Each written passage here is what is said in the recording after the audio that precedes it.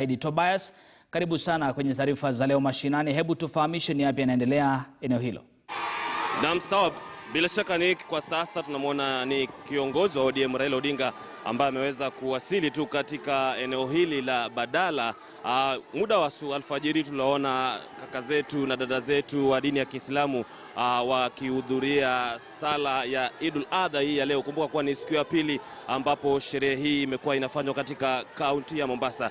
Na kwa sasa ameandaliwa dhifa na mbunge wa eneo bunge la Mvita Abdulswamad Sharifu Nasir, ambaye ndio kwa sasa amewasili, na kando yake ameandamana na viongozi wengine akiwemo gavana wa kaunti ya Mombasa Hassan Joho pamoja na kiranja wa chama cha ODM, na vile vile namuona kiongozi wa chama cha Jubilee cha bunge Amos Kimunya akiwa pia amewasili katika maeneo haya. Kumbuka kuwa Raila Odinga amekuwa katika eneo la Pwani siku ya tatu sasa. Alianza ziara yake katika kaunti ya Kwale ambapo alikuwa amehudhuria mazishi ya rafiki yake wa zamani Said Chitembe, siku ambayo pia tulimwona kuwa naibu rais William Ruto alikuwa akihudhuria mchango mwingine katika eneo bunge la Lungalunga.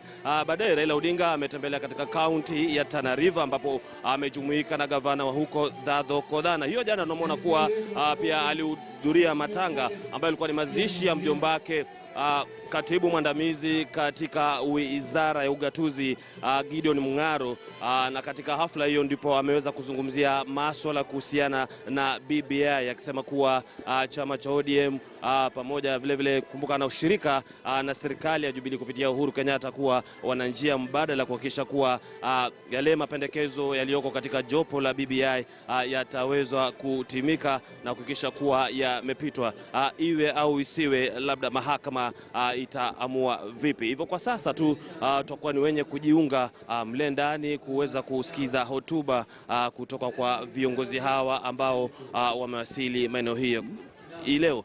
Japo kwa vile vile ni dhifa ya Idul Adha, bila shaka masuala ya kisiasa yatakuwa ni yenye kuzungumziwa, wakati ambapo pia tumemwona naibu rais William Ruto akiwa katika maeneo haya, na vile vile alikuwa katika ziara ya siku tatu. Nick.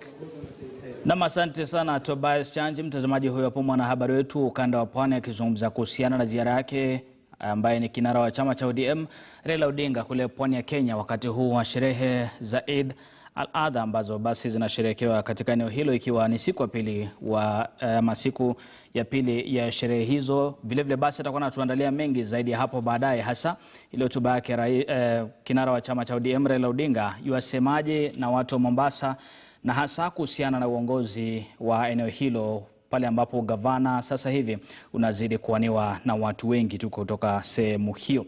Hebu tusonge mbele ambapo wakazi pamoja na viongozi wa maeneo ya Marti na Baragoi, Samburu Kaskazini wanailaumu serikali katika kile wanachokitaja kama kupuuza swala la kulinda mali yao pamoja na maisha yao.